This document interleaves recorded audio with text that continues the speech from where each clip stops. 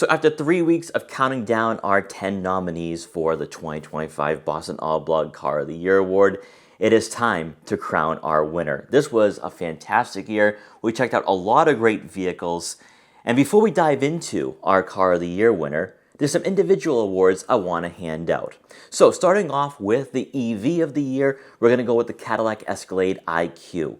One of the most impressive EVs from a legacy manufacturer we've ever seen, at least in the last 5 years. It is the pinnacle of American luxury. It's basically a concept car that you can buy right now at around $150,000. Now, of course, it is very pricey, but with this model, it's basically an American Rolls-Royce, definitely worthy of being the EV of the year.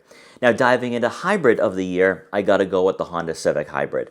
This is the best car money can buy, under $35,000 without question. You take a look at the interior styling, you take a look at the features, but more importantly, the performance and that efficiency. It has it all for an affordable small sedan in this market, and it also wins my affordable car of the year as well. There's no one else coming close to what the Honda Civic is offering, under $35,000. Then getting into the subcompact crossover of the year, I'm going to go with the Nissan Kicks. I'm throwing a curveball on this one. The Kicks is very undervalued and underappreciated. Sure, it doesn't have a turbo 4, it's not going to be the quickest out there in this market, but take a look at the new styling. This glow-up is the most significant we have seen in a long time for any vehicle. It's no longer a lifted hatchback. It is a true crossover now with 8.4 inches of ground clearance. All-wheel drive. You also have a vehicle that is very practical, actually exceptionally practical in its market. Then for the interior, new technology. You still have an analog layout. It gives you a lot there for a vehicle coming in under $35,000. Yes, it is in a very competitive market. There might be better options out there, but for 2025 heading into 2026, the Nissan Kicks really impressed me. Moving on to compact crossover of the year, it's going to be the Volkswagen Tiguan. Not only do you get a vehicle that has a lot of standard equipment on the lower end with the S, but then you have the R-Line Turbo, giving you 268 horsepower, 258 pound-feet of torque, massaging leather trim seats. It is basically an Audi Q5 coming in below $50,000. Performance-wise, I don't see any other vehicle in this class with a full gas-powered motor that can really compare to what the Volkswagen Tiguan is offering. And better yet, you gotta look at that styling. A very, very huge improvement over last generation. Now, getting into my midsize crossover of the year, we're going to go with the Honda Passport. Another SUV that really improved from one generation to the next. Just take a look at what's offering here, whether it is the RTL or Trail Sport. You're going to have off-road capability. You're going to have a lot of interior quality there. Physical buttons and dials on the dashboard. To me, it's a no-brainer. Now, larger SUVs, this is where it gets a bit interesting, because I could look at the Hyundai Palisade as being the best Euro crossover out there, or we could go a little higher up in the price bracket and take a look at, say, a Ford Expedition. For me, it's the Hyundai Palisade. It is the best Euro crossover money can buy right now, between $40,000 and $60,000. You can go with that V6, you can go with that hybrid 4-cylinder engine. What I really like, though, is that for a vehicle coming from a mainstream manufacturer, it feels upscale, it feels luxurious, and like I said during that review, it embarrasses Audi, BMW, Mercedes-Benz. I also think it embarrasses its closest rivals as well, from Honda, from Toyota, from Ford. The Hyundai Palisade is the best family vehicle you can buy right now heading into 2026. Then moving on to the pickup truck market, didn't really film a lot of them this year, although we did check out a good number of mid-size pickups. For me, it is the Ranger Raptor with that V6. It looks cool. It has the performance. It's not just an off-road worthy pickup. It can be fun as a daily commuter as well. Getting into the affordable performance car of the year, this is actually a bit difficult for me because I could say on the higher end, around $50,000, it would be the Honda Civic Type R. But I'm going to go with the value option here, and that's going to be the Mark 8.5 GTI. Remember, right now every other manufacturer is increasing their pricing, and with the 2025 GTI, it stayed relatively affordable at around $35,000. It's a great value, also a great performance package. It handles better. On the higher end with the Autobahn, you get the DCC system, so the suspension is going to be tuned very nicely. Even though I'm not a huge fan of the Mark 8, the 8.5 did address some of the weak spots that we saw from the 7.5 to the 8 a couple of years ago. And then lastly, let's get into a fun award from me. Maybe not so much for the brand I'm going to be talking about here. and that's going to be the most disappointing vehicle of the year. There's a few candidates. There's the Audi Q5, there's the Audi A5, there's the Dodge Charger, and there's the Subaru Forester Hybrid. And the winner is the Subaru Forester Hybrid. In a market where you're going head-to-head with Honda, Toyota, Nissan, Ford, Chevrolet, if you're going to introduce a hybrid model, it has to be unequivocally better than the full gas-powered version. And it's not. And this is mostly because Subaru is using an older hybrid software system from Toyota. It will never be better than Toyota. And you guys know, with Subaru, their CVT does shift pretty smoothly. It feels like a traditional automatic transmission. With that eCVT, no way does it compare to the CVT that's found in the regular Forester. The droning, the rubber band effect was awful. It feels slow. It feels lethargic. Sure, it drives a bit better. It's smoother. It might be a great daily driver if you're in the city. But if you are going on the highway all the time, if you're on throttle, it's really not that enjoyable. Sure, you do have the full digital gauge cluster now, but in a market where hybrid systems are becoming very competitive and buyers are moving in that market, the Forester is nowhere close to a Toyota RAV4 or Honda CR-V. And in my opinion, the Forester set the tone for future hybrid models in the Subaru lineup, such as the Crosstrek Hybrid, maybe later on down the road, the Outback Hybrid. I'm not very confident that Subaru is going to have competitive vehicles in that particular space, and it's for that reason the Subaru Forester Hybrid was my biggest disappointment. And now for the moment you've all been waiting for. Let's get into the finalists for the 2025 Boston Autoblog Car of the Year. Starting off with the Hyundai Palisade. This is a great vehicle from top to bottom, not only on the lower end at around $40,000, but even at the higher end with the calligraphy. Just a great all-around SUV for you and your family.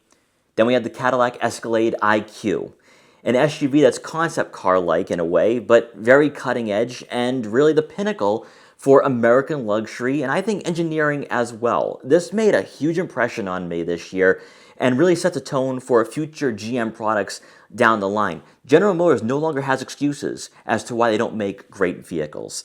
And then we have the Volkswagen Tiguan, a vehicle that I think is changing the game in the compact crossover market, especially for a full gas-powered model. This is a crossover that's perfect for enthusiasts and also a crossover that we've all been waiting for from a German manufacturer under $50,000. All three vehicles are worthy of this award. They're also already award winners in my individual categories, but only one vehicle can win Boston Autoblog Car of the Year. So let's head out and give this award to the winner.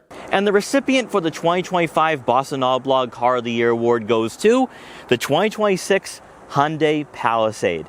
This was a very difficult decision, guys. We had 10 great nominees. My finalists made it even more difficult to come up with a winner. But over the last few weeks, checking out the pros and cons for each vehicle, filming the nominees once again, one vehicle really shined through, and the Palisade is deserving of this award. Let's hop inside and go over why this is my pick for 2025. Now, I know some of you are probably really disappointed to hear the Tiguan didn't win out this year, but I had to ask myself a few questions. Questions that most people would ask when it comes to buying a vehicle in their respective classes. And for me, it all comes down to value, but also what buyers are really looking for, and if this vehicle really truly is the best in its class. The first question would be, is the Palisade economical? Is it fuel efficient? Well, yes, you have that V6, which is somewhat of a gas guzzler, but you also have a hybrid 4-cylinder engine, which if you go with front-wheel drive has a combined average of around 35 miles per gallon. If you go with all-wheel drive, around 30 miles per gallon combined.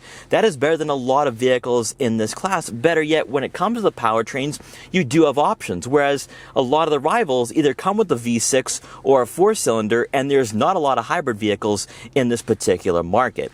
Then we get to practicality. Now, overall, you're looking at right around 87 cubic feet of room when you lower the second and third row seats, around 46 cubic feet when you lower the third row seats. So pretty practical here in this market, even though the Chevrolet Traverse would be the best in this particular price range. But then you take a look at seating capacity, you take a look at interior space. Passengers in the second row with the captain's chairs get 43 inches of legroom. On top of that, on higher trims, you get heated and ventilated outboard seats.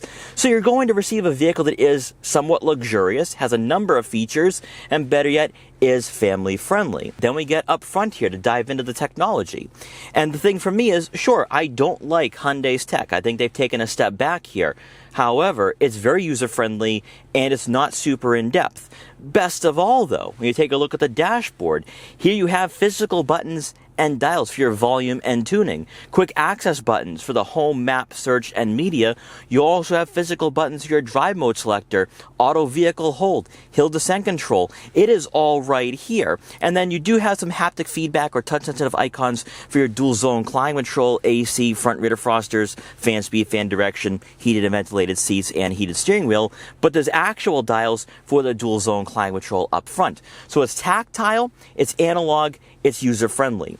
Then we get to pricing. We come to that value here. So you're looking somewhere between $40,000 and $60,000, depending on what you're going for, what you're looking at buying. And really, between 40 and 60 grand, even on the higher end with the calligraphy, you're receiving a crossover that feels very much like a luxury SUV that embarrasses a lot of its closest rivals in this market. So when you factor all that into the equation, what you're getting here is a vehicle that does feel upscale, that is tech-focused, but still gives you a user-friendly layout. On top of all of this, you have a vehicle that is practical too. Then you take a look at the design. It does look somewhat unique out there with the old school styling, the retro styling, and then you also have the nice mid-century modern look for the interior on the dashboard. Hyundai nailed it with this vehicle in every way, shape, and form. And because of that, this crossover, this SUV, is most certainly a Car of the Year award winner. Now, those same questions can be applied to the Volkswagen Tiguan. Since it is a very close second, let's ask those same questions. Is it efficient? Not really. I mean, you only get a 2-liter 4-cylinder engine, is a turbo, and combined fuel economy is around 25 miles per gallon. You don't have a hybrid option either. You get the practicality. Not only is it smaller than last generation, it's smaller than a Honda CR-V, Toyota RAV4. I still think it's smaller than a Subaru Forester and Subaru Outback. Now, what makes up for it is the second row seating capacity at around 39 inches of legroom, which would fall right in line with that RAV4, with that CR-V. Then up front, asking the same questions. The technology, user-friendliness. Well, with that digital gauge cluster, it is Audi-like, so we have a vehicle that does feel a bit more modern and sleek. But then you get to the infotainment system, and there's no buttons, there's no dials, it's not really user-friendly whatsoever. Yes, it is in-depth, and I do think it's a bit more intuitive than some rivals in its class, but, let's remember here, you want a vehicle that's going to be user-friendly, and you just don't have that. There's no ergonomics with the 2026 or 2025 Volkswagen Tiguan, so there's that to come into play. Then you take a look at the value, the pricing more importantly. A lot of emphasis is going to be on the higher end with the R-Line Turbo. A fantastic vehicle. It's a fantastic compact crossover. However, if all the emphasis is going to be on the higher end, at $45,000, sure, you get leather trim seats. You get heated and ventilated seats alongside massaging seat functionality, which is the best in its price point, without question. And even on the lower end, at around $30,000, yes, the Tiguan S comes with heated seats, dual zone climate control, full digital gauge cluster, and infotainment system, and that comes standard at around 30 grand. But that just isn't enough to carry the vehicle through. Because even when you take a look at the design, yes, it looks Audi-like, it looks cool. But when you compare and contrast this to other compact crossovers in its market, is it the best? Is it objectively the best? And I can't say that because it doesn't have a hybrid system, so it's not going to be fuel efficient. Yes, it's fun, it's engaging. I think for an enthusiast, it's going to be the best compact crossover out there if you've hopped in from a Volkswagen GTI, Hyundai Elantra, or something like that, and you need to have a vehicle that's a bit more family friendly. But unfortunately, all that emphasis is on the higher end, and I just don't think it has enough to carry its way to the top spot for 2025. This was so difficult for this year, but I'm very happy with this pick. I think the Hyundai Palisade is without question one of the best 3-row SUVs we have come across not only this year, but in the past few years. And it's because of its flexibility with the different powertrains, with its pricing, with its practicality, also also, of course, the sleek interior, but still having physical buttons and dials. That, to me, is what makes this SUV, I think, really special heading into 2026. So, guys, let me know what you think about the Hyundai Palisade. Does it deserve to win this award? More importantly, though, I want to thank all of you for tuning in this year for 2025. It was really fun. We checked out a lot of great vehicles, and I'm looking forward to 2026. Guys, once again, thanks so much for watching. Take care, and I will see you guys next time.